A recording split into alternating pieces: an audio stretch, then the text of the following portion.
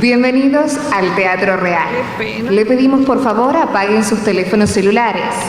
Se le recuerda que no está permitido el uso de cámaras fotográficas, de video y cualquier otro medio de registro.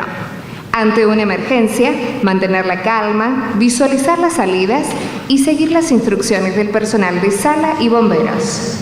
Recordamos que se encuentra terminantemente prohibido fumar y consumir alimentos y bebidas. Muchas gracias. Que disfruten la función.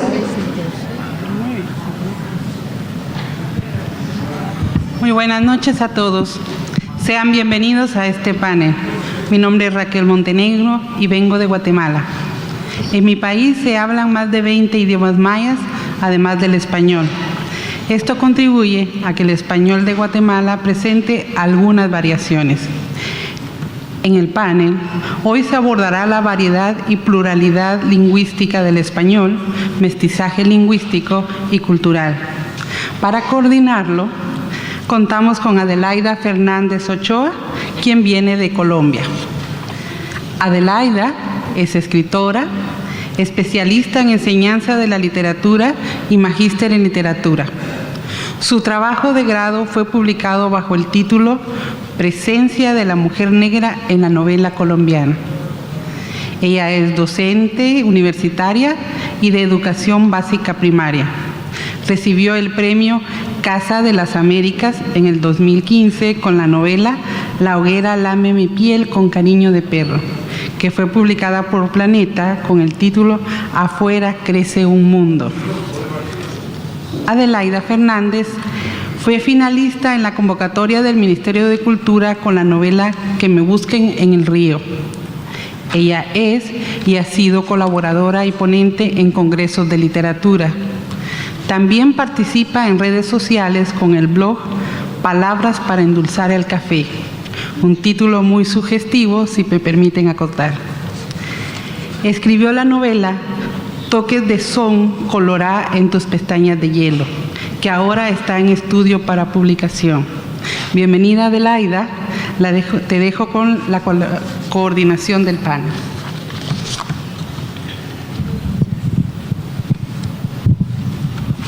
Bueno, muchas gracias.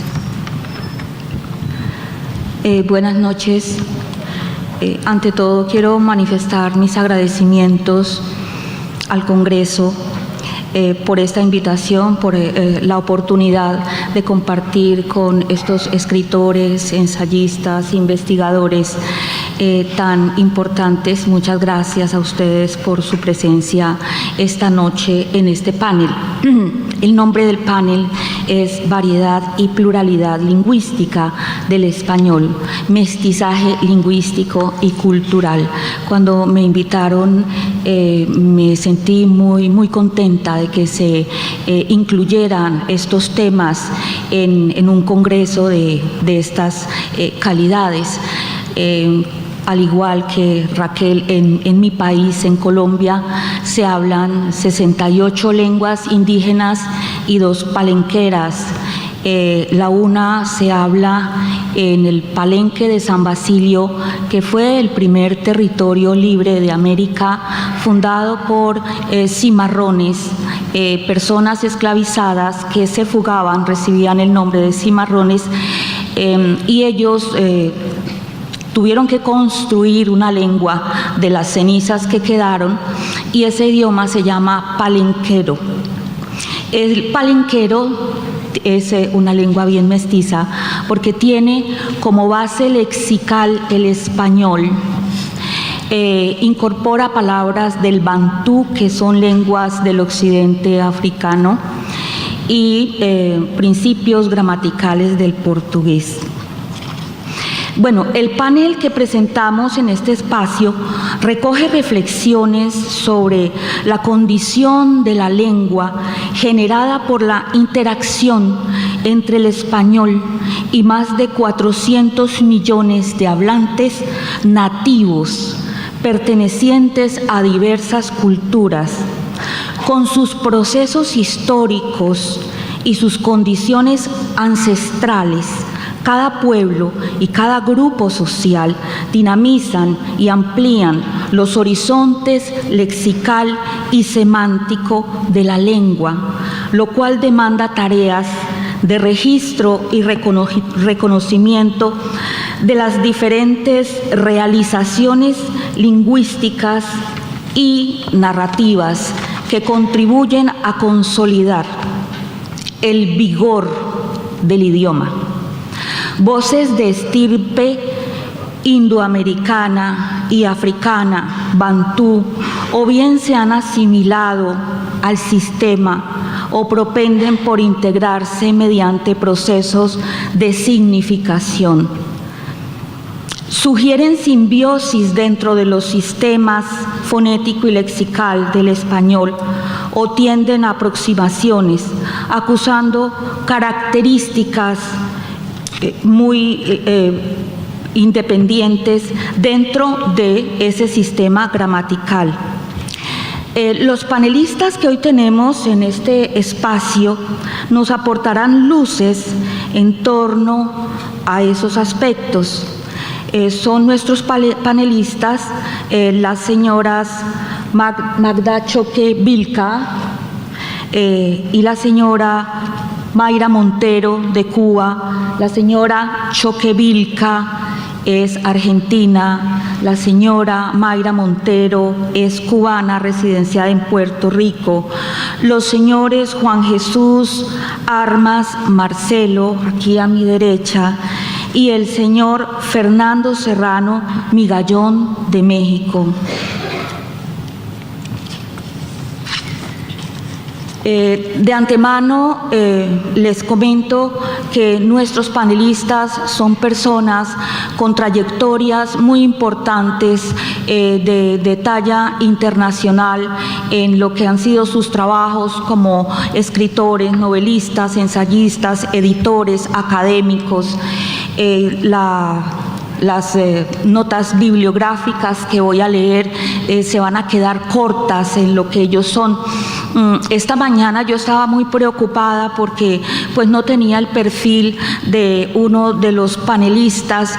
Lo había buscado en Google, pero pues yo pensé que se requería algo de pronto que saliera de él. Le dije a una niña, uy, estoy muy preocupada por esto, y ella me dijo, googléalo.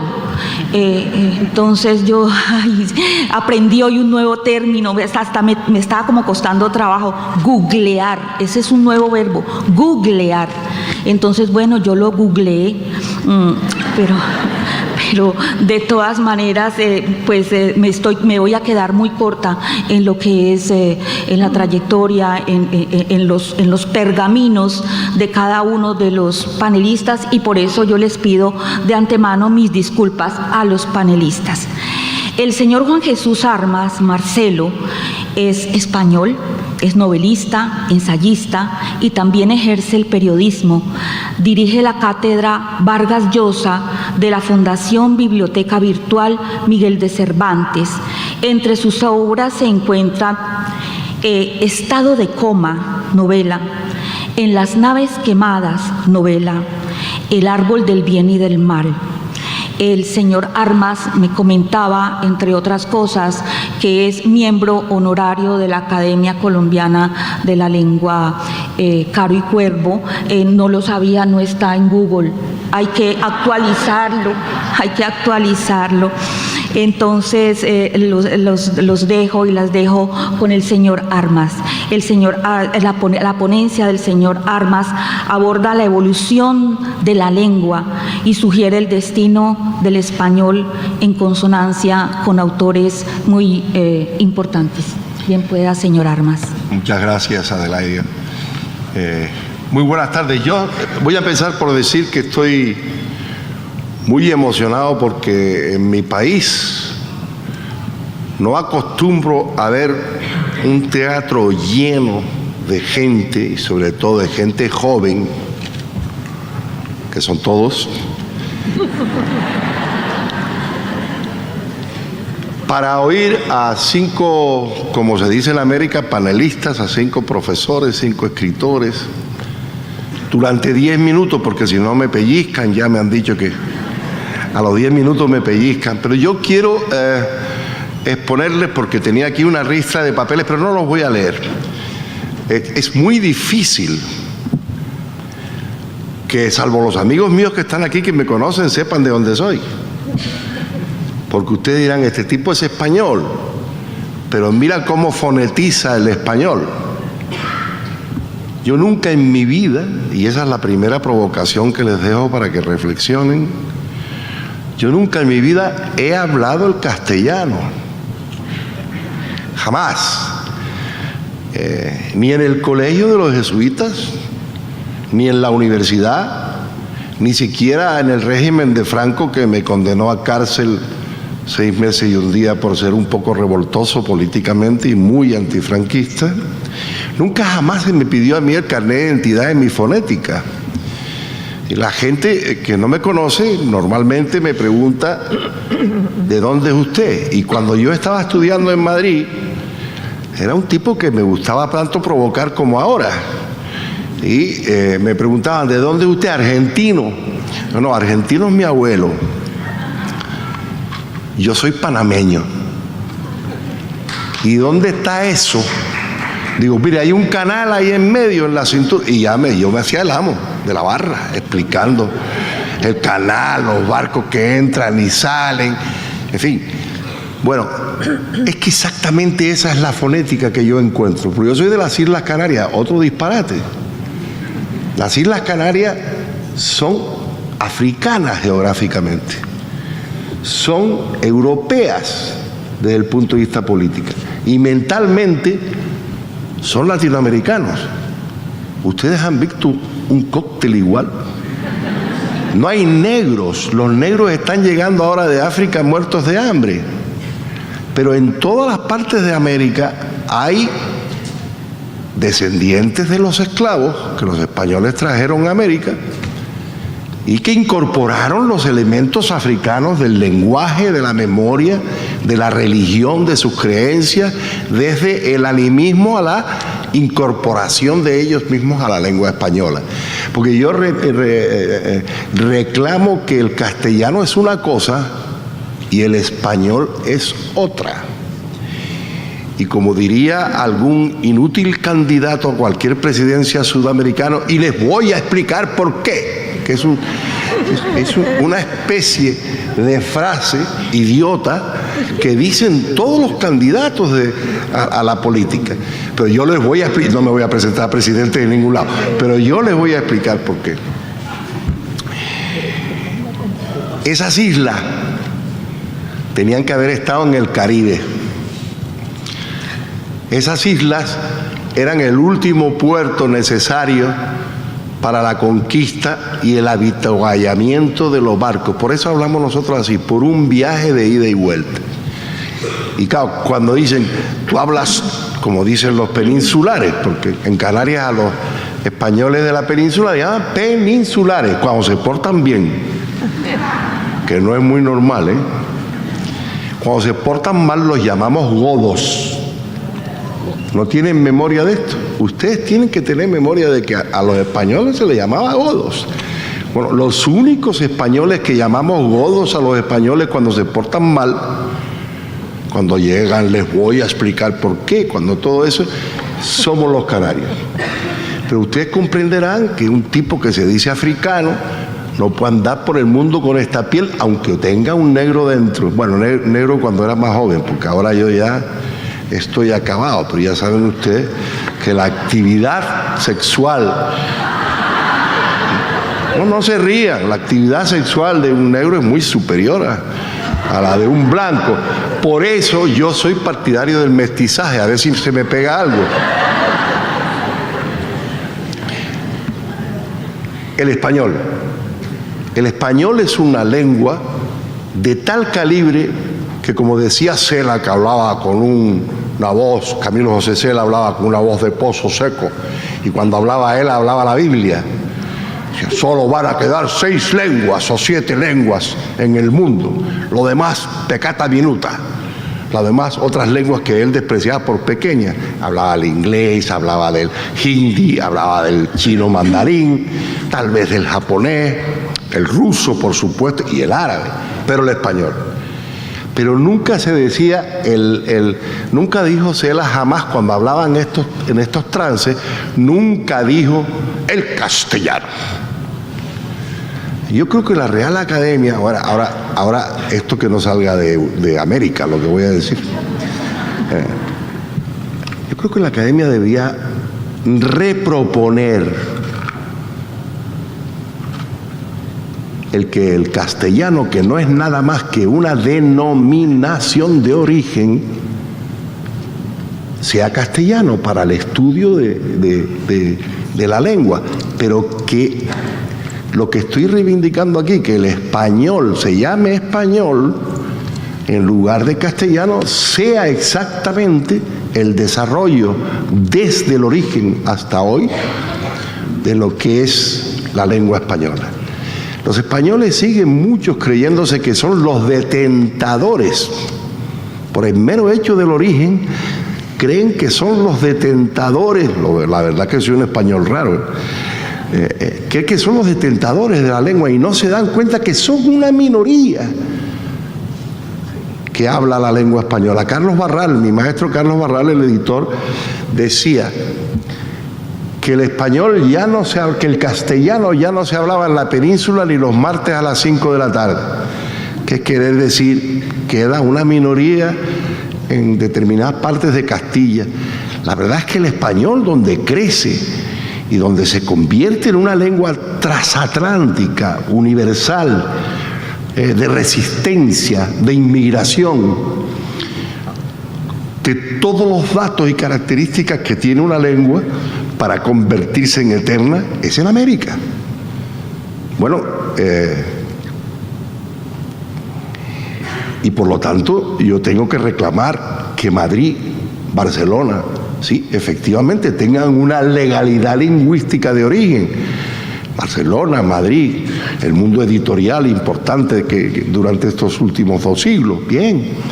Pero ahora, ¿por qué no vamos a reclamar la misma legalidad en Buenos Aires, la misma legalidad en México, la misma legalidad en Bogotá? ¿Por qué no vamos a...? Porque el español es de todos, es más.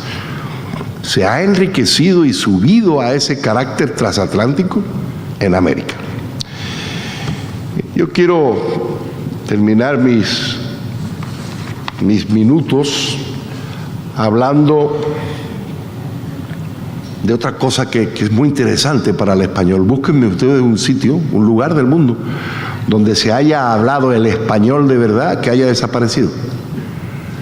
Que por razones políticas, por razones de cambios de conquista y de cambios de gobierno e independencia, búsquenme un lugar del mundo donde el español haya desaparecido. Es una lengua visible, incapaz de desaparecer una vez que nace. Es una lengua mestiza. Por ejemplo, ustedes pueden oír al africano Dongo que está aquí entre los académicos. En lo que se llamaba África Occidental Española, que hoy es la Guinea Ecuatorial, se hablaba el español y se sigue hablando el español a pesar de que los franceses, la francofonía, ha metido ahí millones y millones para que se hable francés. Se sigue hablando, sigue habiendo una academia, sigue hablándose igual. El Sáhara español, lo que se llamaba el Sáhara español, que ahora es parte de Marruecos y espero que no sea irremisible, espero que se declare independiente y que las Naciones Unidas cumplan con sus deberes. Bueno, pues se sigue hablando un español árabe, aspirado. Es una maravilla ver la cantidad de variantes lingüísticas y fonéticas que tiene el español. Miren ustedes el caso de Puerto Rico, y aquí hay una amiga nuestra, Mayra Montero, que sabe que estoy diciendo la verdad. ¿Ustedes saben la cantidad de dinero que les han echado encima a los gringos para que hablen solo inglés? No lo han conseguido. Lo más que han conseguido es una lengua mixta que se llama vulgarmente el Spanglish, en donde se mezclan todo tipo de elementos sintácticos y fonéticos. Y eso mismo es lo que define el español de Puerto Rico. Está en una novela que yo les recomiendo, que se llama La guaracha del macho Camacho. Ya el título tiene su verborrea, de Luis Rafael Sánchez. Una novela que se publicó en Argentina, la publicó Daniel Divisky en Ediciones de la Flor. Y ahora mismo me acaban de pellizcar muy suavemente diciendo que tengo que terminar. Me voy a tomar un minuto más, pero un minuto. En el año 79 yo oí decir, como ustedes están ahí, yo estaba ahí y él estaba aquí, oí decir a Dámaso Alonso, que es un gran personaje y un gran sabio de la lengua española, lo que yo les estoy diciendo aquí. No vayan a creer, yo plagio constantemente. Pero al final soy honrado y digo de dónde vengo y lo que digo. Y Dámaso decía, era director de la academia, decía, sí, ayer fue castellano, hoy es español, e indudablemente mañana tendrá que llamarse hispanoamericano. Miren, acabo diciendo lo que yo estoy de acuerdo con Dámaso Alonso. Muchas gracias.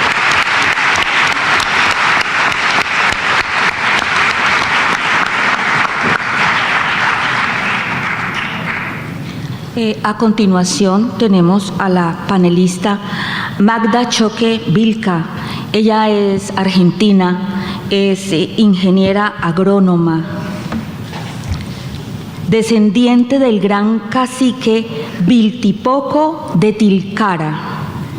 Es conocida como la reina de las papas andinas por su trabajo, cuyo objetivo es preservar los cultivos nativos americanos del norte de Argentina.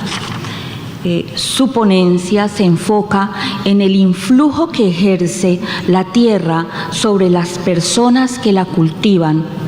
Esta visión tiene origen en el reconocimiento que ella hace del legado ancestral en relación con la Pachamama. Adelante, Magda, por favor.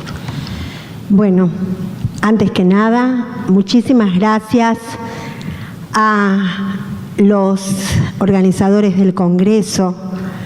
Un honor estar aquí. Voy a empezar contándoles un poco el por qué estoy acá. Yo soy ingeniera agrónoma y ustedes dirán, ¿qué hace ahí arriba? Y con toda razón. Yo nací en La Quiaca, me crié en Tilcara. Mi papá, con un profundo sentido de autoestima, yo, digamos, jamás sentí que no era otra cosa que descendiente de Mama Oglio. ¿Saben quién es Mama Oglio? La esposa del Inca, o sea que todo el resto y el mundo estaba a mi servicio. Estudié agronomía y cuando me recibí empecé con el rescate de las papas, con una lógica más bien cientificista y metodista, y hice la primera colección. Al hacer la primera colección le saqué 8 veces fotos y ninguna foto salió. Y le digo a mi papá, papá, pero estas fotos no salen, no sé cómo las voy a sacar. Y mi papá me dice, ¿y vos le has pedido permiso a esas papas? Y yo dije, dentro mío, voy a estudiar 6 años para pedirle permiso a esas papas. Y él, que vio mi duda, me dice, si no querés o si no crees, no lo hagas. Entonces volvió esa raíz mía, profunda, intensa, yo soy llorona, que me hizo decirle, papitas queridas, las quiero conservar, son parte de mi identidad. Y esas papas me trajeron hasta aquí. Bueno.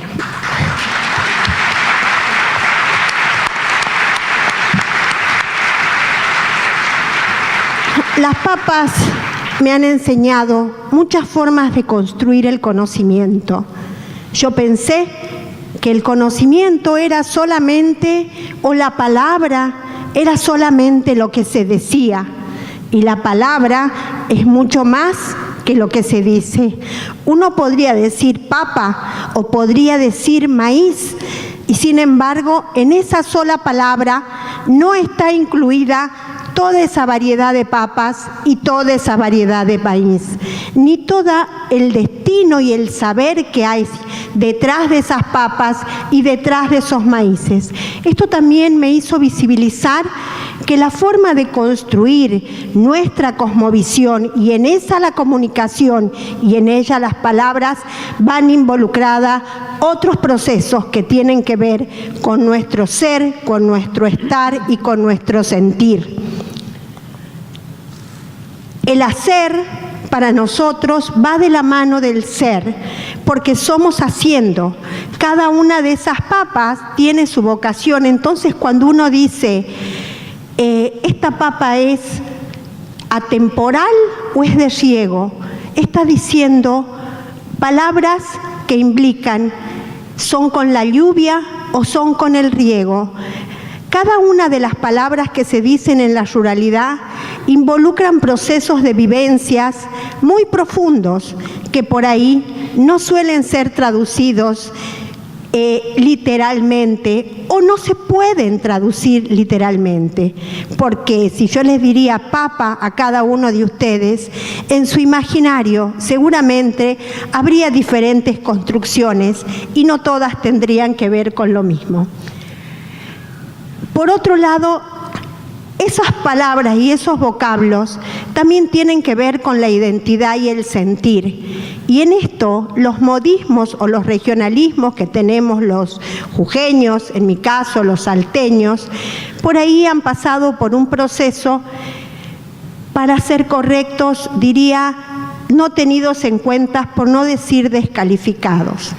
Cuando nosotros vamos del campo a la ciudad y le decimos, deme ese caramelito chiquitito y un poquito, automáticamente ya saben que somos del interior, porque hablamos en diminutivo. Y eso tiene diferentes características. Ni qué decir cuando nosotros decimos, me comí un tostado. Eso en la escuela significa, está mal hablado, porque no corresponde.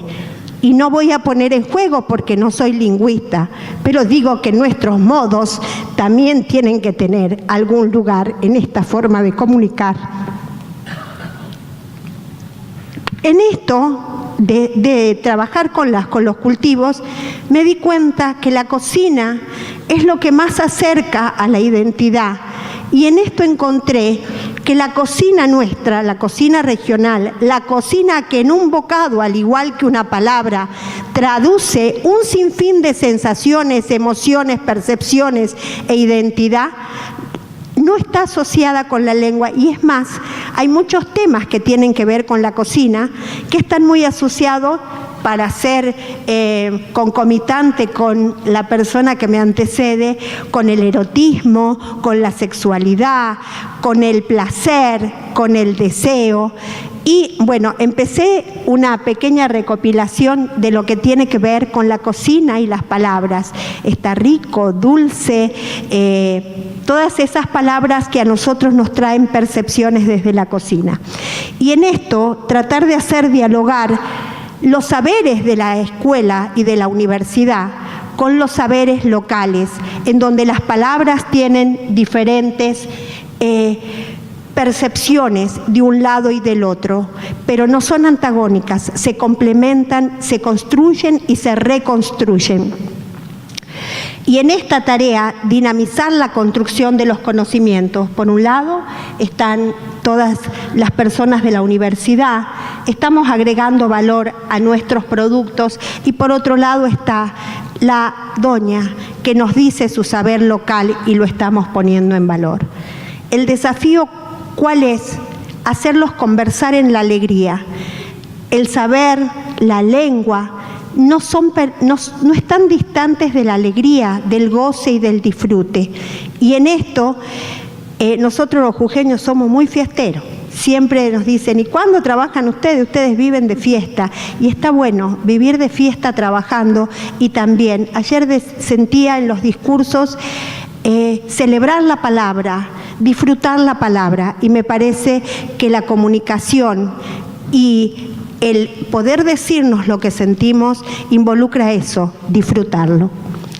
Esto es una feria del trueque en donde el trueque son otras formas de la reciprocidad, son otras formas de transacción, de interacción, que por ahí no están contabilizadas o no están en la mercantilización de la vida, pero que tienen que ver con nuestras raíces comunitarias y con el arraigo que tenemos de todos nuestros pueblos originarios.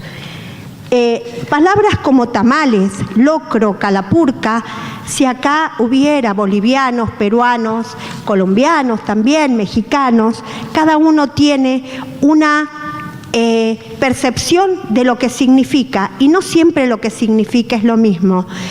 Hay un gran diccionario de los textos y las etimologías de don Lácides Moreno de Colombia, que explica muy bien cómo cada una de estas palabras la adaptó a su lugar, pero entendemos perfectamente de qué se trata.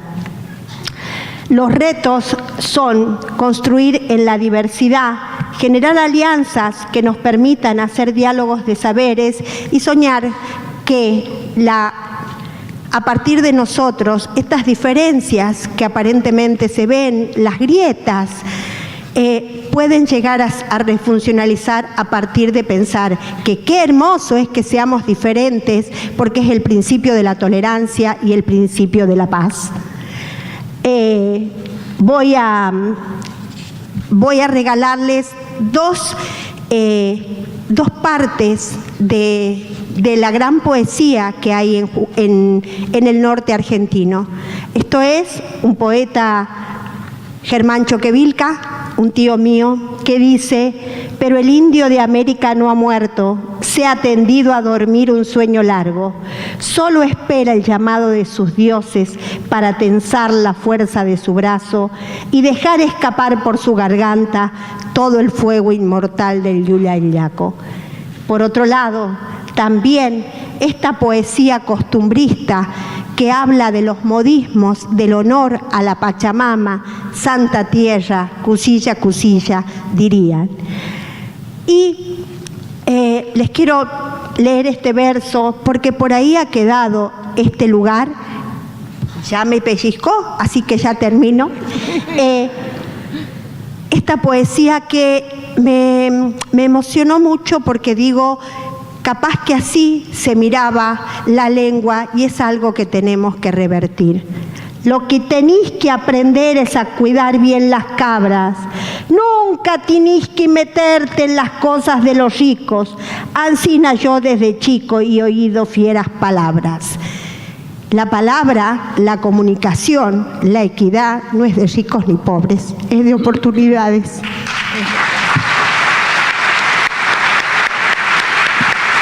Un derecho, tan solo reclamamos que nos dejen decir lo que sentimos, que no se encadene el pensamiento. Y en el último minuto les quiero mostrar cómo son los sikus. Los sikus son instrumentos de viento que se tocan de a pares y para que suenen tienen que escucharse el uno al otro y hacer una melodía. Ojalá, esto pueda... No sé si alguien que está puede accionar para...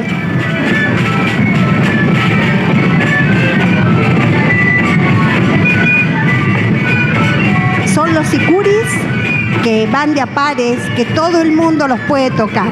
Ojalá que podamos hacer una gran melodía hispanoparlante, latinoamericana, en la paz y en la tolerancia. Muchas gracias.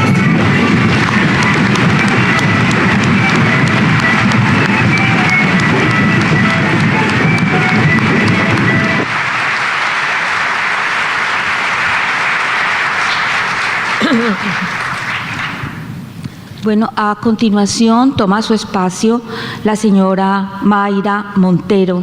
Ella es novelista cubana, reside en Puerto Rico, ejerce el periodismo.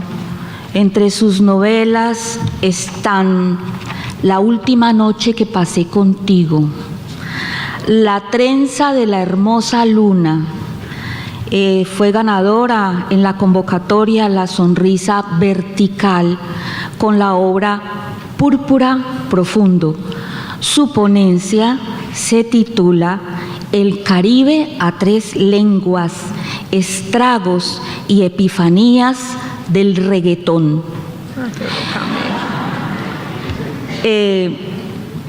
Nos hablará del reggaetón la escritora Montero como un agente de transformación del español que tiene en las redes sociales un canal importante para proyectarse hacia otros países de Latinoamérica y regiones de Estados Unidos. Bien pueda, señora Montero. Gracias. Buenas noches, buenas tardes.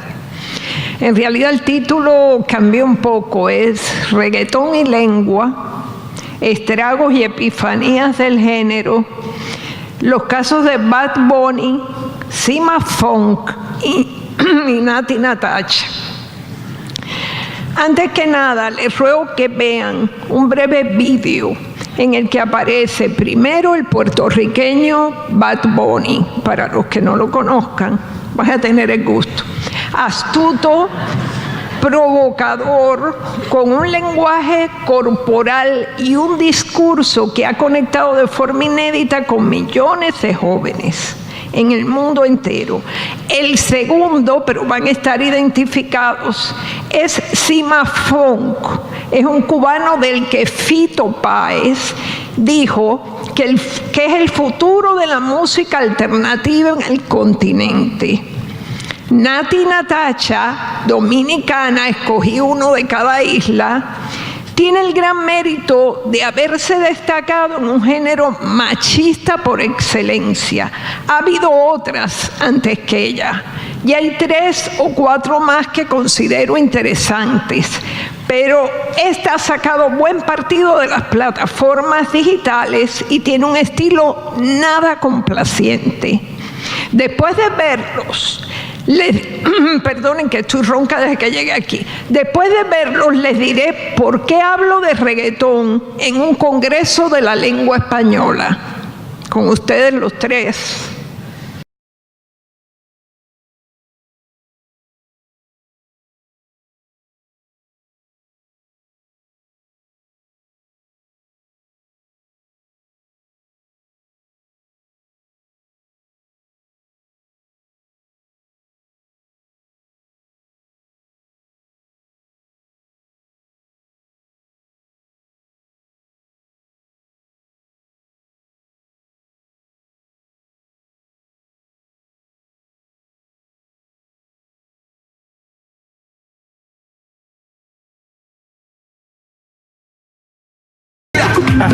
Tremenda infladera la tuya.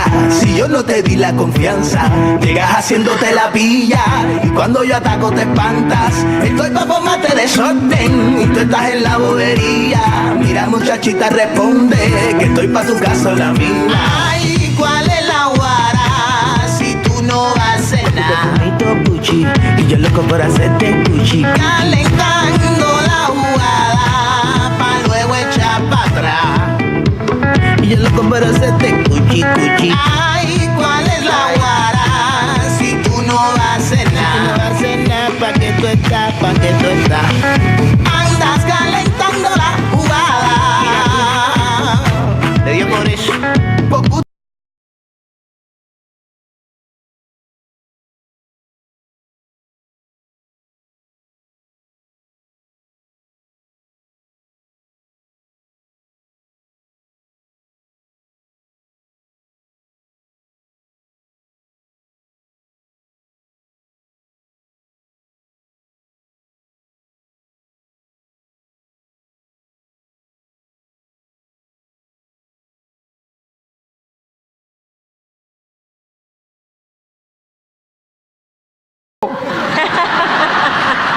Un poco violento, pero bueno. ¿Por qué hablar de un tema presuntamente musical en un Congreso Internacional de la Lengua? Pues por la sencilla razón de que para mí este fenómeno no va solo de música.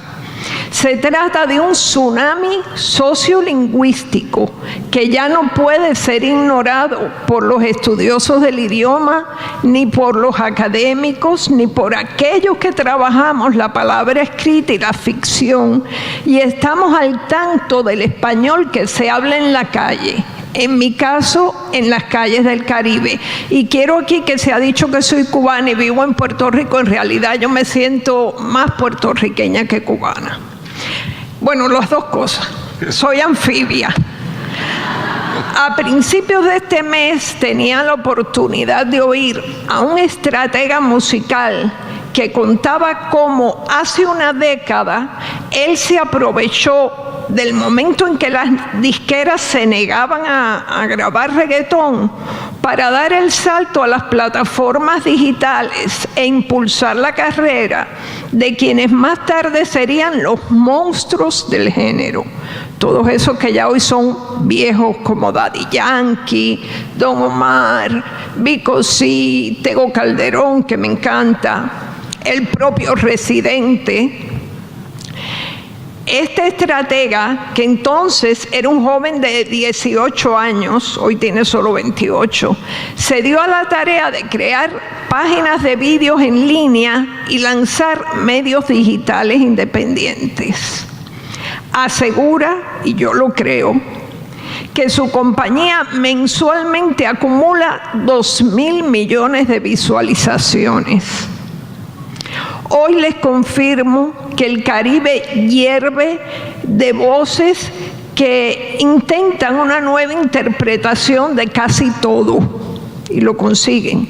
El sexo, la cotidianidad, la muerte prematura, el carpe diem, muy importante para ellos, para los reggaetoneros, el vivir el día, el momento. La política menos. Pero, por ejemplo, René Pérez, a quien me imagino que conocen, Residente, ha sido siempre un animal político. Todo lo cual repercute en el español que hablamos, en el nuestro, el de las Antillas Mayores y el de las comunidades hispanas en Estados Unidos. Los que han venido anunciando el fin del reggaetón desde hace 30 años, ven como ahora se transfigura en el trap y una hornada de nuevos artistas se afinquen algo con lo que no se contaba, el alcance incontenible de las plataformas digitales.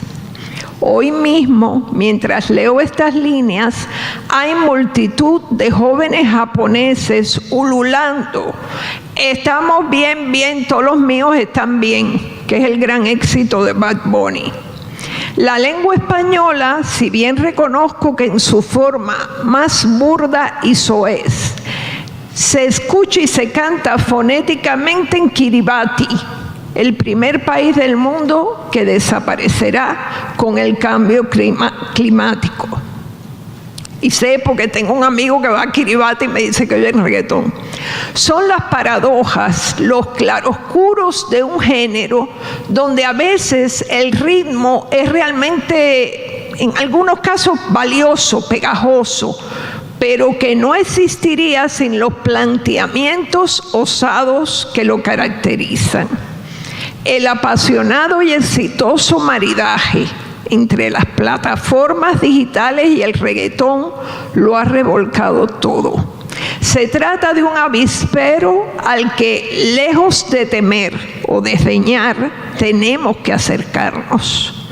Y los teóricos de la lengua tendrán que hacerlo con los mecanismos que tengan a mano, bien sean los mismos que han usado para estudiar otras influencias, otros peligros que se han cernido sobre el idioma o con herramientas nuevas, más abiertas y desprejuiciadas.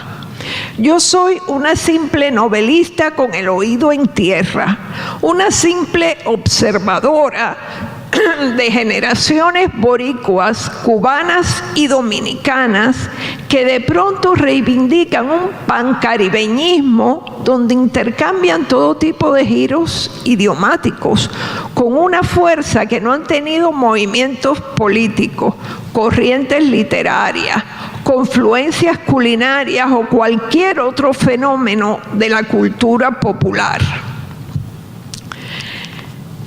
En la famosa escuela Lenin de La Habana, una intermedia de élite para los mejores expedientes del país, el reggaetón es religión.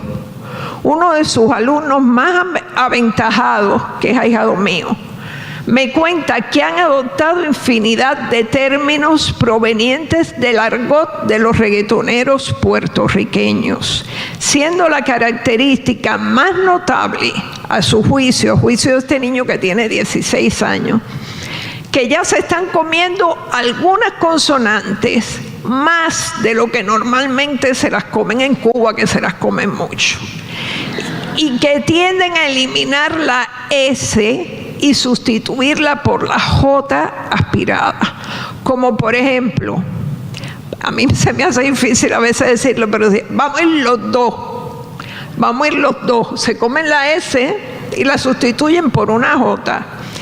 El propio gobernador de Puerto Rico se le escapa así al propio gobernador. Es un hombre joven y el soundtrack de su vida, ¿ya? Qué rápido se fue. Son las primeras generaciones de reggaetoneros. Por otro lado, me queda un minutito. Por otro lado, el participio del verbo poner van a tener que analizarlo bien los académicos, porque ya en el Caribe todo el mundo está puesto para las cosas. Esa acepción del verbo, para mí, originalmente cubana, la han adoptado alegremente los reggaetoneros y traperos puertorriqueños, enriqueciendo el significado. Yo no estoy puesto ni un poquito para ti. Ellos, los estoy cortando aquí, pero les aseguro que los reggaetoneros, que se llaman a sí mismos exponentes, no tienen como objetivo ganarse el respeto como músicos ni hacer prodigios interpretativos.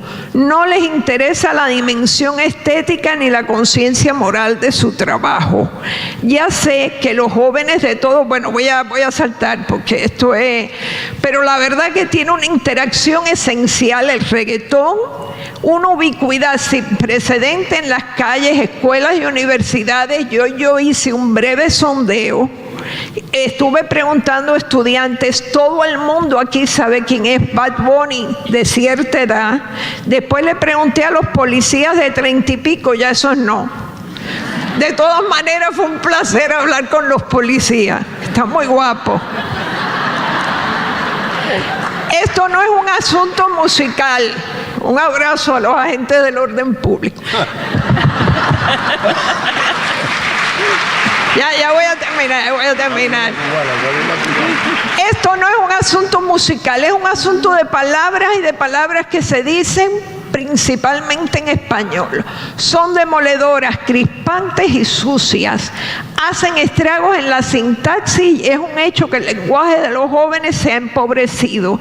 Y sin embargo, sucede que a veces desde uno de esos temas chirriantes sale una frase luminosa, un planteamiento exquisito, porque al fin y al cabo son temerarios y tienen la imaginación a flor de piel.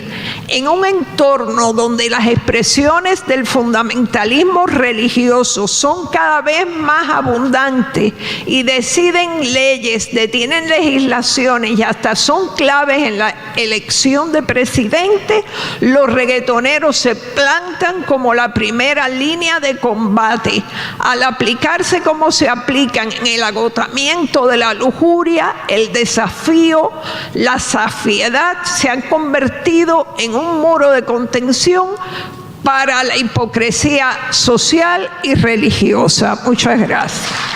Perfecto.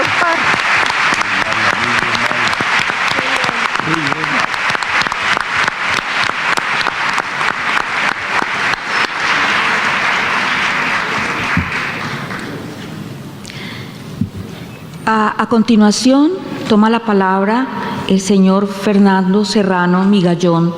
Él es mexicano, es profesor de Ciencias Políticas y Derecho Constitucional, especialista en Derechos Humanos y Constitucionales. Está vinculado como miembro de la Academia Mexicana de la Lengua desde 2006.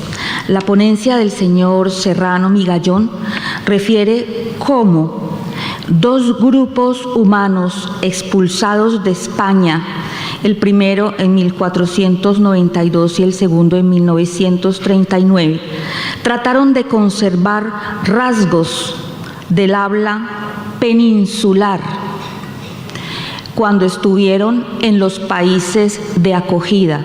Adelante, señor Serrano Migallón. Antes que todo, muchísimas gracias a mis compañeros de mesa por permitirme estar aquí y sobre todo al público, que en una ciudad tan encantadora como Córdoba pierdan una tarde escuchándonos a nosotros en lugar de disfrutar la ciudad, nos llena de satisfacción. Muchas gracias. Para empezar, le voy a robar una frase a María Zambrano, la alumna favorita y más cercana a José Ortega y Gasset, que salió al exilio primero en México y luego en Suiza. Y decía, si yo soy yo y mis circunstancias, y me cambian las circunstancias, dejo de ser yo. Eso es lo que le pasa a un exiliado. La nación es un conjunto de valores, costumbres, hábitos de historia compartida, pero sobre todo la confianza en un futuro común. Pertenecer a una nación implica necesariamente, de forma esencial y quizá de manera primordial, pertenecer a una cultura, formar parte de un grupo constituido, la mayor de las bases con una estructura jurídica y política. Mantiene su presencia a través de diversas manifestaciones, pero fundamentalmente a través de la lengua. Del mismo modo que hay una relación madre-hijo que no se colma en sí misma, sino que es parte de una cadena de generaciones, de hechos y de circunstancias en la que uno es solo el punto en que el pasado y el futuro se encuentran, cada hablante no es sino un pequeño depositario de una historia milenaria en el que la propia lengua tiene su devenir y toma formas y nombres distintos. Una historia tan larga y tan honda que desemboca o comienza, como ustedes quieran, con un pequeño clan en las cumbres del occidente de la India, ensayando las palabras que luego engendrarían los idiomas. Lo que nos une con esos hombres y con todos los hispanohablantes de Sudamérica, de Asia, de África y de Europa no son las palabras, que de serlo sería simplemente una relación formal y sin esencia. Lo que evidentemente nos une son los valores que contienen, principios con los que se puede estar o no de acuerdo, pero que son un punto de partida y un lugar de encuentro a través de la lengua. La lengua de cada uno depende de ese universo próximo que le corresponde vivir, con sus peculiaridades, su significado y su historia.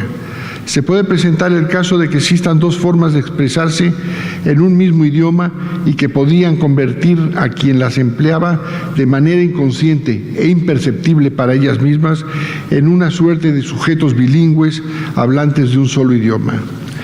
Entre ambos extremos se enriquece la vida y entre ambos nace la necesidad de comprender y cultivar ese mecanismo de identidad que es la lengua.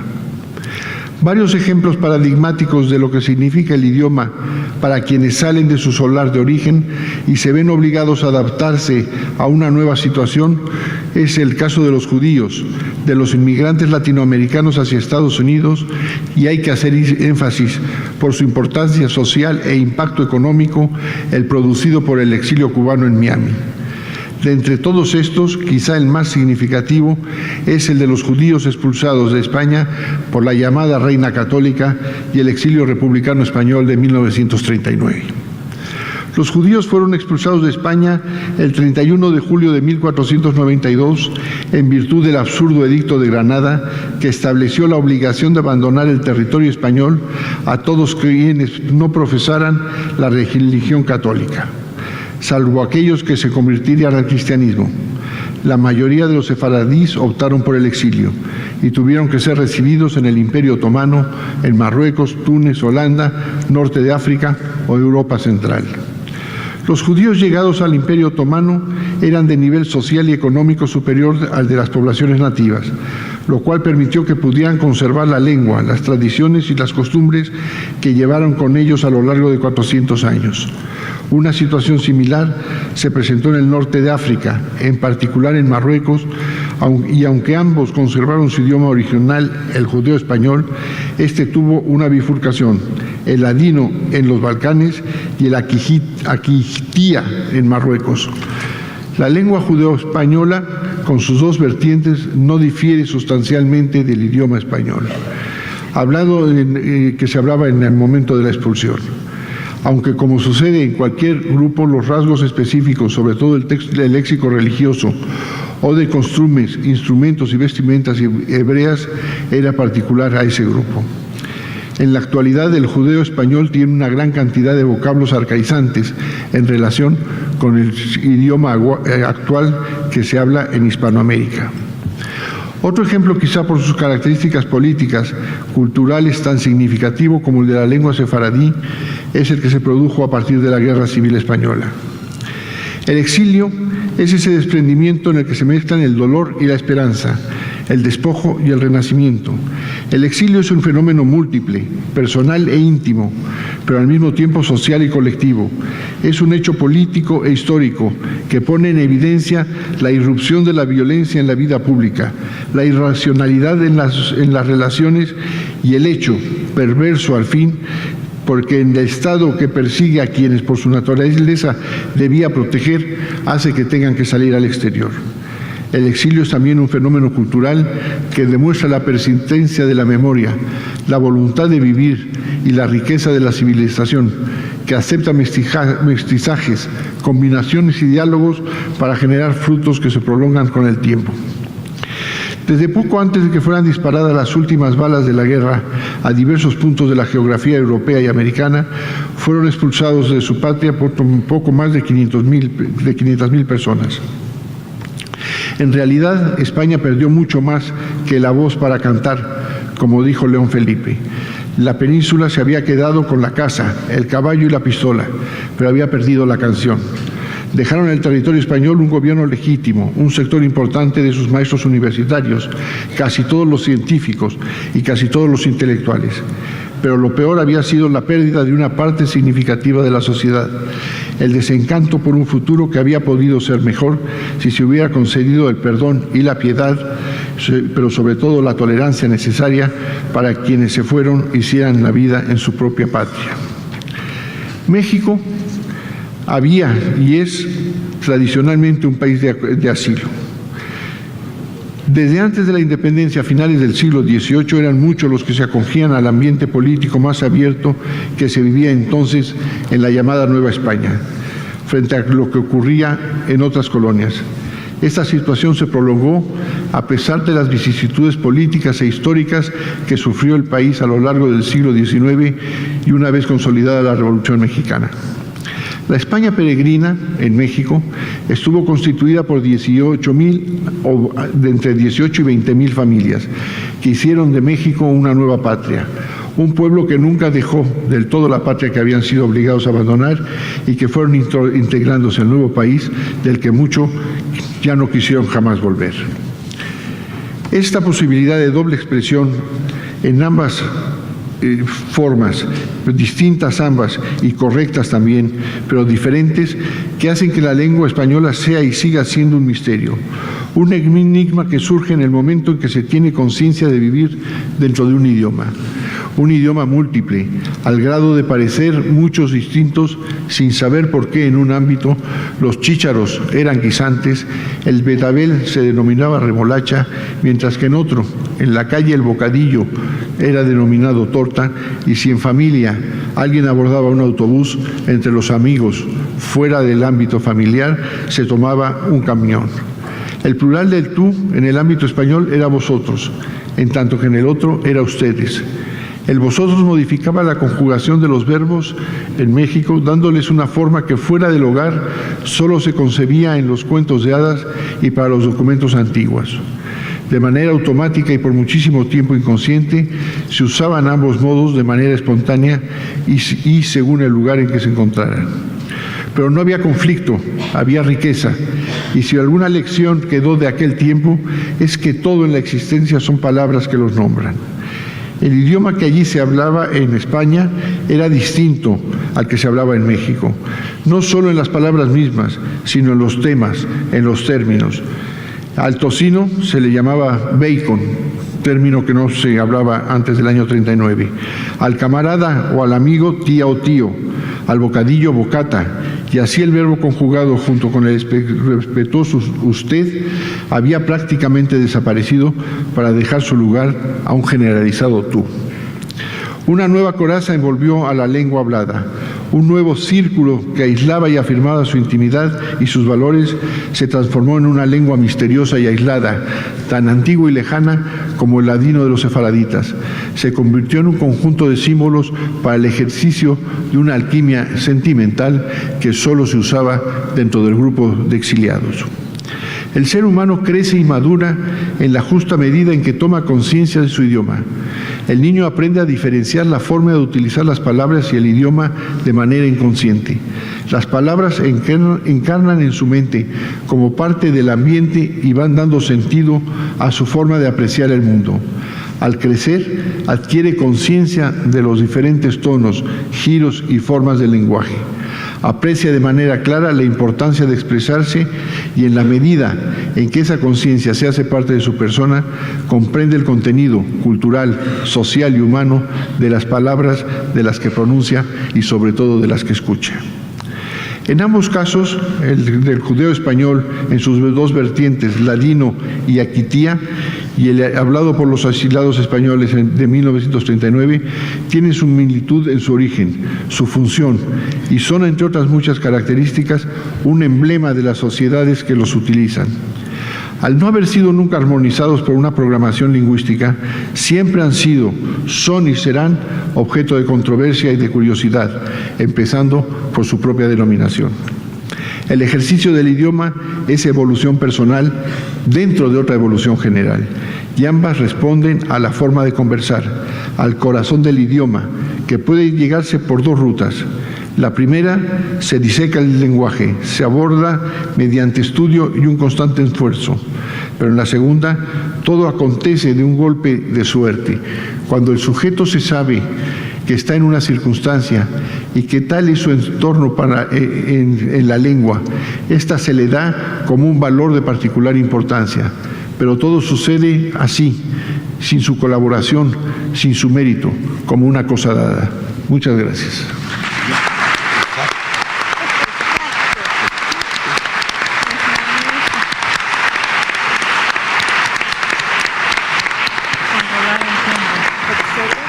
Usted se encarga de dar el tiempo a los salos, ¿sí? ¿O yo les hablo? Bueno, el espacio que queda es para el público, las preguntas que tengan a bien hacer a nuestros panelistas.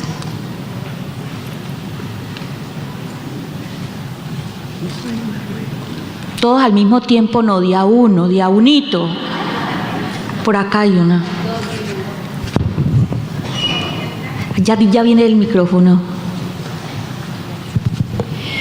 Yo es para la disertante Montero. Personalmente, yo soy profesora de letras. A mí me maravilló, yo trabajo con adolescentes, y me maravilló la postura ante el género reggaetón. ¿Cómo termina? No sé si lo pronuncio bien. ¿Cómo termina usted con la conclusión en cuanto a que de alguna manera rescata que se plantan con desafío y lujuria como un muro de contención para la hipocresía social y religiosa? Yo lo que me preguntaba era si en esa, obviamente, en esa visión plural, en esa pluralidad lingüística que implica el género, obviamente quien se queda fuera es la voz de la mujer, ¿no? En definitiva, esto es, y no quiero hacer un planteo feminista acá, pero en realidad en esa pluralidad queda exiliada, para retomar lo que dijo el disertante último.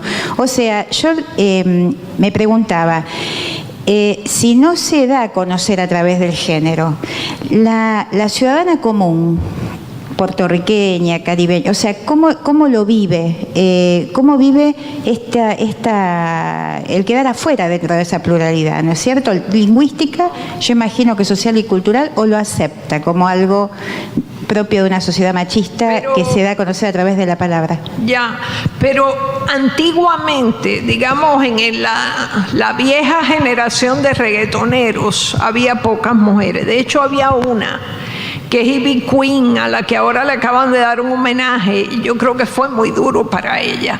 Pero ahora cada vez hay más mujeres. Yo traje una, pero está la Cardi B, está la Kenny no sé cuánto, hay una cantidad de mujeres, más las que se pegan de otro género, porque lo que ha ocurrido con el reggaetón, que como tiene tanto éxito, viene gente. El otro día yo veía un concierto de reggaetonero y digo, ¿y qué hace aquí Pedro Capó? Se están colgando cantantes de otro género, y entre esos hay mujeres. Está la Jennifer López ha grabado, me parece que Shakira también. Se están sumando, y con planteamientos fuertes. Nati Natacha dice, te tienes que joder para bajarme el panty. A mí, yo he tenido esta discusión con muchas feministas que me han dicho, no, porque están perpetuando los roles y no sé qué. No, yo creo que la mujer está colándose ahí en ese género que empezó siendo un género muy machista y todavía tiene. Hay un cantante que a mí me gusta, por cierto, que se llama Ñejo, que se tuvo que ir de Puerto Rico, es puertorriqueño, a Colombia, porque es lo más grande en safiedad, en droga, en tiroteo. También el reggaetón responde a la estética y al discurso de los mafiosos, en Puerto Rico los llamamos bichotes, la gente que trafica con drogas. Pero poco a poco se han ido derivando a temas de amor, como por ejemplo Bad Bunny. Bad Bunny tiene un tema que se llama Amor Foda, que a mí me parece una joya. Una joya, tiene su palabrote y qué sé yo, pero tiene unas imágenes y una melancolía y una cosa que les recomiendo que lo oigan. Y él habla mucho del cuerpo de la mujer. Tiene otro que se llama, creo que No me digas más bebé, que es una mujer que la van golpeando en la escena. Y entonces le hace un planteamiento, no me digas más bebé, ahí es que dice que tú sabes que yo no estoy ni un poquito para ti. ¿Y qué tú haces aquí? Vete para el carajo, cosas así. No te creas. Yo creo que no está la mujer totalmente desvinculada del fenómeno. No. Sí. Y cada vez se vinculará más, eso espero yo. Esta pregunta es para Juan Jesús. Usted dijo que España, cuando se instala en un país, difícilmente se va. No me lo diga porque ya sé lo que va a preguntar. Sobre Filipinas. Claro. Claro, pues para eso yo tengo que dejar como se dice, el chance a que ustedes caigan, alguno de ustedes caiga felizmente en la trampa. Y yo tengo la teoría, pero no es mía,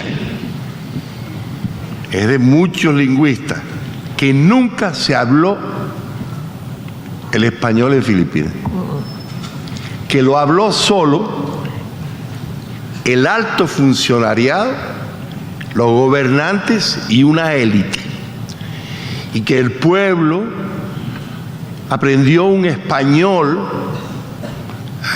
que además recibe el nombre de chabacano, precisamente por ser chabacano, por ser vulgar, y que es lo que queda en Filipinas. Lo que hablaban los filipinos, lo que siguen hablando los filipinos y lo que hablarán siempre los filipinos es el tagalo. Nunca el español fue una cosa de una clase social muy elevada, era una lengua adquirida que nunca pasó exactamente al pueblo como lengua. Cuando yo digo que no, cuando yo afirmo que el español no ha desaparecido en ningún sitio, sé que en Filipinas nunca estuvo como estuvo en el Sáhara Occidental, Es increíble la diferencia entre un marroquí y un supuesto marroquí saharaui cuando habla. Y hablan como en Guinea Ecuatorial, hablan un español finísimo, asombrosamente fino. Y yo digo, ¿dónde ha desaparecido? Claro, tengo que dejarles a ustedes la trampa para que me hagan esta pregunta que yo estoy contestando. Ahora, todos los independentistas filipinos, empezando por Rizal, toda la élite intelectual, la élite profesional, es decir, una clase muy elevada en un país donde siempre y ahora también desgraciadamente, ahora mucho más, las diferencias sociales son extraordinarias y una vergüenza para la humanidad, desde luego para los filipinos, y una vergüenza para la humanidad. Esa gente no habló nunca el español le fue una lengua extraña e impuesta, y no lo hablaron nunca. Ahora, los de arriba sí, y los que hicieron, la minoría que hizo la independencia de Filipinas con la ayuda de los Estados Unidos en el 98, naturalmente también. No es una excepción, por lo tanto, porque no se puede decir que el español fuera una lengua, o el castellano fuera una lengua popularizada, integrada en el pueblo. La lengua de cocina, cuando uno se está comiendo los huevos fritos con la familia en la cocina, en la mesa de la cocina, la lengua de cocina, esa es la lengua. Cuando tú estás en tu familia y estás comiendo en la lengua que hablas con tu familia en la cocina o en el comedor, esa es tu lengua, aunque sea adquirida. Bueno, a eso me refiero. Jamás desapareció el español de ningún sitio de eso. Entonces ustedes me preguntarán, ¿y usted me está queriendo decir que en el Sáhara Occidental hoy hablan español cuando se comen los huevos fritos? ¿Sí? No hablan español solo conmigo, hablan español entre ellos, mucho. Incluso como respuesta a la bota marroquí que tienen encima. Ya eso es política y no quiero entrar en esos jardines que siempre son peligrosos, pero esto me parece que es así. Tampoco crean que yo estoy muy seguro. ¿Me permites un segundo? Sí. Una cosa muy curiosa en Filipinas es que en la calle se habla tagalo, a excepción de los números. Los números son castellanos. Entonces oye una conversación entre filipinos en tagalo y de pronto oye que dicen 34 o 128 claro, o 6. Eso son palabras españolas. Todo lo demás es tagalo.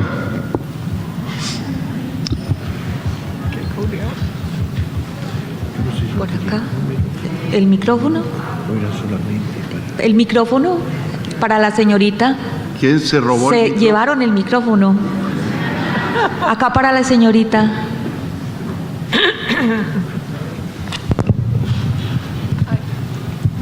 Permiso. Era un pequeño aporte nada más. No es una pregunta concreta. Era para la panelista que habló del reggaetón. Yo cuando fui a Colombia, fui a Cartagena y hablé con un taxista muy joven que nos contaba que en Bogotá no había conseguido trabajo y estaba al borde de la miseria, y en Cartagena sí consiguió trabajo de taxista, fue lo único que consiguió. Y nos contaba que, bueno, él ponía toda su fe en Dios, muy católico, en Cartagena son muy católicos, y decía, bueno, gracias a Dios que tengo trabajo, y empezó a sonar J Balvin en la radio, y dice, J Balvin es colombiano, y fue como su prócer, digamos, ¿no? Como ese Dios pagano que tiene la gente humilde, es un reggaetonero. Sí. Me llamó eso la atención. Muy bueno, sí. Sí. Y ellos entre ellos, tú ves todo lo que hablan, toda esa cosa terrible que están agotando, que es que se comen, se destruyen sexualmente, hacen de todo, y después tienen unas familias idílicas con una esposa que les tiene la bota puesta encima, 2 o 3 niños. Así es Daddy Yankee. Daddy Yankee lleva, yo qué sé, 20 o 30 años casado, tiene sus niñitos, Vico sí es abuelo ya, y mantienen unos matrimonios largo. Es una cosa increíble, es una cosa muy curiosa. yo quiero aclarar que, o sea, yo esperé mucho personalmente esta ponencia de ustedes, porque me interesa en particular el tema. Creo que con respecto a su cita de Dámaso Alonso, en que le imprime este dinamismo realmente a lo que es nuestro idioma, le quería preguntar dos cositas. Una es el concepto de mestizaje que usted entiende, mestizaje cultural y lingüístico, obviamente. Y por otra parte, cómo a cualquiera, o sea, a alguno de ustedes, quiero decir, respetuosamente, en alguno de ustedes, si podía tener alguna visión sobre esta pluralidad que a veces, por cuestiones de género, cómo se inscriben las modificaciones. ¿Qué opinión tienen ustedes con respecto a las modificaciones, con respecto a la lengua que se desean imprimir por cuestiones de género? En Argentina esto está bastante cuestionado y quería saber la opinión de ustedes. Mire, yo no soy un fanático más que de una cosa, ni siquiera de la literatura. Soy un fanático de la vida. Y soy un fanático, como diría Balzac, yo pertenezco a la oposición. O sea, por regla general, antes de que acabe de hablar el político que me está dando la lata, yo digo no. Después yo rectifico, puedo rectificar, pero de momento a él no le puedo dar la victoria, no le puedo decir sí, lo que tú digas. Bueno, el mestizaje para mí es una ideología nueva, que es la única manera de entendernos unos y otros en un mundo que está cada vez más lejos de eso. Es decir, el mestizo fue un ser en un tiempo deprimido, un ser expulsado de la sociedad. Ni era una cosa ni era la otra, eran las dos cosas, pero esas dos cosas no se admitían como una tercera. El mestizo hoy, el mestizaje hoy, no es solo cultural, es político, es intelectual y es de todo género, lo que podríamos llamar integral. Ustedes saben que hay una larga pelea desde hace mucho tiempo en los términos siguientes: multicultural. La gente confunde, habla todo el tiempo del multicultural. Ser multicultural, lo más reaccionario del mundo. Es lo más reaccionario. Lo que hay que ser es intercultural, mestizaje. El multiculturalismo, que la gente se lo pone en la boca como si fuera un caramelo todo el día, es un concepto distinto. El multiculturalismo es el fracaso del mestizaje y finalmente el triunfo del gueto nacionalista. Si ustedes conocen París, ustedes se van a un barrio que está debajo ahora se me va, no, este templo tan... El Sagrado Corazón. El Sagrado Corazón. Exacto. Allá hay abajo un barrio de argelinos y marroquíes de 5 millones de personas. Entre usted en ese barrio, no pasa nada, pero usted es diferente. Usted no es del barrio. Triunfa el barrio, triunfa el gueto, triunfa el nacionalismo, triunfa la diferencia en contra. El mestizaje es todo lo contrario. El mestizaje es la interculturalidad, la integración. Si algo puede ganar Europa en estos momentos en la inmigración europea, en la inmigración africana, es demostrarle al mundo que se puede integrar al emigrante. Claro, es difícil. Los que adoptamos esta postura, ¿qué sufrimos? Ni estamos con uno, ni estamos con otro. Eso es lo que nos dicen unos y nos dicen otros. Yo creo que el tener una identidad determinada es a veces solamente esa identidad, solamente esa identidad, y rendirse a esa identidad es un defecto de la humanidad. La historia de la humanidad es el mestizaje. Lo que pasa es que no lo vemos, no queremos verlo. Hemos visto al mestizo como un ser inferior, como una especie de aborto malnacido, y sin embargo somos todos mestizos. La lengua española es una de las más mestizas. ¿Cómo puedo yo hablar una lengua y ustedes esa misma lengua sin saber que esa lengua fue árabe en 7 siglos? Y que el árabe nos enriqueció en 7 siglos y hablamos sin darnos cuenta que la lengua es mestiza. Y en el fondo somos todos mestizos, unos más y unos menos. ¿Qué hacemos? ¿Mentir? Yo soy blanco. Bueno, yo tengo un negro por dentro, lo tuve mucho tiempo. Pero paso por blanco exclusivamente. Ya no les digo el fanatismo racial del negro, por el mero hecho de estar resentido en muchas circunstancias y en muchos lugares, y haber sido reprimido durante siglos. Pero eso tiene que desaparecer, porque así como desaparecerá el racismo, que es algo más que clasismo, son elementos primarios de la humanidad, del mono criminal del que venimos, del mono caníbal del que venimos, que está saliendo a flote otra vez en estas circunstancias. ¿Cómo puede usted entender que un pueblo como el norteamericano le dé el voto a un mono rubio como ese? Que un país como Rusia, que es un país que tiene una cultura detrás impresionante, le dé el mando al gorila ese de Putin, que no ha sido más que policía. ¿Cómo es posible que Italia, la cumbre de la cultura occidental, ahora sea un previo absoluto de los racistas? ¿Qué está pasando? Y nosotros estamos tan tranquilos, comiendo, riéndonos, de fiesta, con humor, menos mal. Pero el mundo se está convirtiendo en un disparate gobernado por monos que están saliendo otra vez a flote. Mire, han hablado de Filipinas. ¿Para qué le voy a hablar del presidente de Filipinas? Este es que le vas a hacer una entrevista y te da un beso.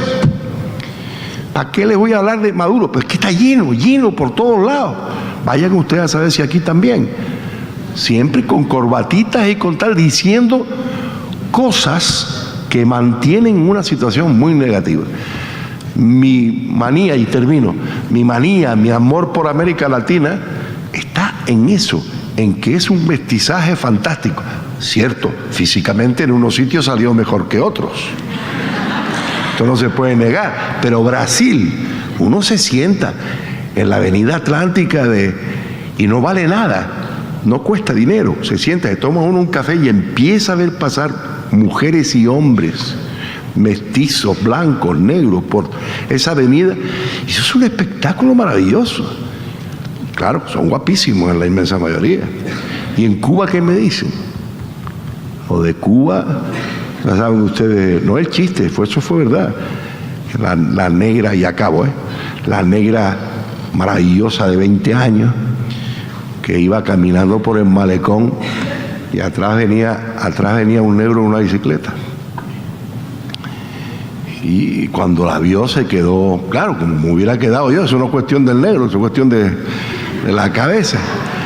Y cuando la vio, le pasó cerca, la miró y la negra bamboleándose genialmente mientras caminaba como si estuviera bailando, y cuando pasó por alrededor dijo: oye negra, no me muevas tanto la cuna que me despiertas al niño.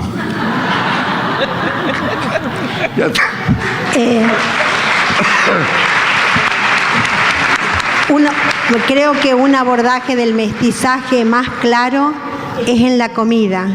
Nosotros los argentinos, la empanada, el locro, todas las comidas que las asumimos como propias son una prueba tangible del mestizaje.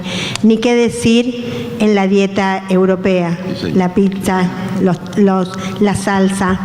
Inclusive hay países como Holanda o Francia, en donde la papa forma parte hasta de algunas comidas rituales. Entonces, porque es verdad, esa es la cotidianidad. con esta última participación les damos las gracias por haber asistido. Por acá hay una última pregunta. Acá, no, justamente. Oiga, con el presidente sí hay que dejarlo hablar, perdóname. Aquí está el académico expresidente de uno de mis países preferidos, Panamá, Aristide Royo. Él quiere hablar desde hace media hora, pero las mujeres no lo dejan. Por acá hay un caballero que también ya... No, justamente me iba a referir al mestizaje en la cocina. Y iba dirigido a la ingeniera Choquevilca, como para que ella vea cómo el gran aporte que hace a la lengua desde la cocina, con los distintos nombres que se le va dando a las comidas que van surgiendo y que surgen de la unión de esa comida autóctona que existía y la comida europea, la comida inglesa que se fusiona. Y bueno, ¿quién mejor que ella que puede dar esos nombres, ¿no es cierto? Miren, la cocina tiene algo maravilloso. No tiene preconceptos. Integren una cosa que es el sabor. Si nosotros hoy decimos, por ejemplo, el asado, que es algo que nos representa, no es necesariamente originario, pero ustedes pregúntenle a un gaucho si el asado no lo representa. Lo que siempre queda son, por ejemplo, las técnicas prehispánicas de la piedra, la madera y un montón de circunstancias se van visibilizando y van enlazando. Sé que estamos cortos de tiempo, pero por ejemplo, el locro es el sincretismo de lo que es Argentina. Tiene influencia de técnica negra, técnica de pueblos originarios y técnica española. Ni qué decirles de las empanadas o de acá, por ejemplo, ustedes, los cordobeses, tienen, ¿cómo se llama? La bañacauda, como parte de comida regional. La comida se va asimilando a los pueblos y va integrando. En otro momento, si quiere, para no quitarle el tiempo a mis compañeros, les puedo decir que una deuda pendiente para todos los argentinos es hacer nuestro recetario de cocinas regionales, porque si hay algo que el mundo no visibiliza es que hay una Argentina andina, una Argentina chaqueña, una Argentina del centro, pampeana, y nosotros somos los encargados de ponerla en valor. ¿Me permite un segundo? La Patagonia, Argentina de la Patagonia, de Cuyo. Esa es nuestra deuda pendiente, también en términos. Si me permiten un segundo, hay una frase, yo creo que muy significativa, de Fernando Savater, el filósofo español, que dice: los emigrados cambian más fácilmente de dioses que de comida. Bueno, para terminar, el señor Aristides Royo quiere dirigirse al público. Realmente no me voy a dirigir al público, sino a hacer una pregunta. Y gracias, Juancho, por ese apoyo, lo cual demuestra que aquí vivimos en democracia. La pregunta es para Fernando Serrano Magallón. Bien es sabido que los españoles, en términos generales, no han sido muy duchos en la adquisición de idiomas extranjeros. Yo creo que desde las épocas antiguas, prueba de ello es que a una comunidad como que los romanos bautizaron como César Augusta, en boca de los españoles quedó convertido en Zaragoza. Pero la pregunta es la siguiente: siempre me ha rondado en la cabeza cómo hicieron estos frailes que viajaron a la conquista de México, porque a los conquistadores no les interesó en absoluto el aprendizaje de ninguna de las lenguas. ¿Cómo hicieron ellos para aprender las lenguas, para enseñar entonces el catecismo y otras cosas más, y luego poner escuelas? ¿Cómo hicieron ellos eso para eso? Sagún, Fray Motolinia. De dos formas muy inteligentes.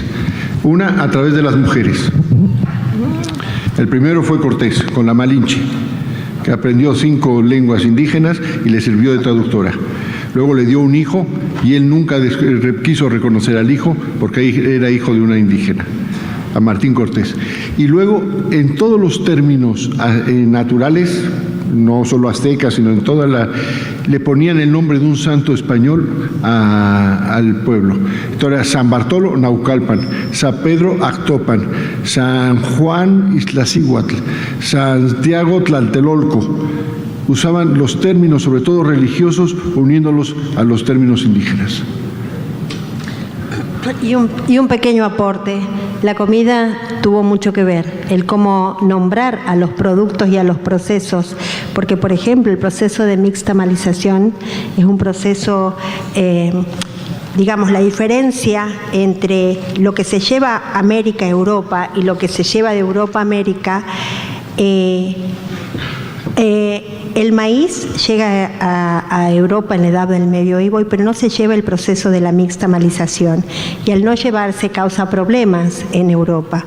Entonces la comida también es un lazo muy importante, y sobre todo, por ejemplo, en la comida conventual, los dulces fueron una forma también de dominación hacia el ejercicio de la obediencia. El dulce tiene estrategias, digamos, a partir del dulzor en la cual se doblegaba algunas voluntades. Y los recetarios de las monjas tenían recetas para la venta y recetas para consumir en casa.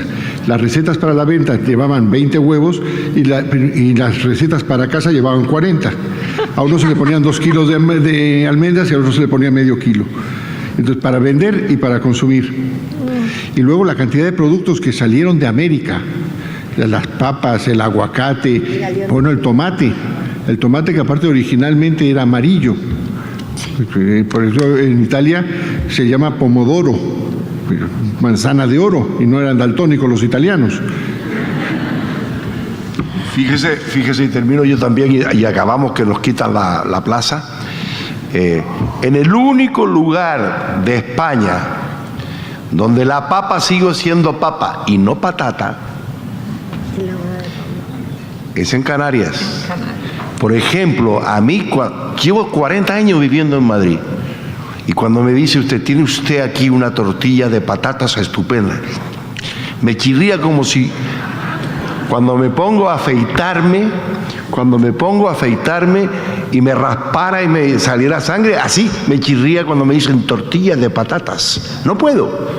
Lo mío es tortilla de papa. Ha sido siempre igual. O la papa arrugada. En Canarias jamás. Cuando dices patatas, hay una especie de sensación sísmica. No, quiero pescado. Es preferible querer pescado. Miren, bueno, final, que hoy me enteré de una noticia que te va a gustar. El gobernador de Puerto Rico ha dicho que como se encuentre a Trump de frente le va a dar un puño. Pero no se lo va a encontrar. Bueno, sí. Oye, a Washington, Nunca está se ahora sabe, mismo en nunca Washington. se sabe. Yo estoy esperando.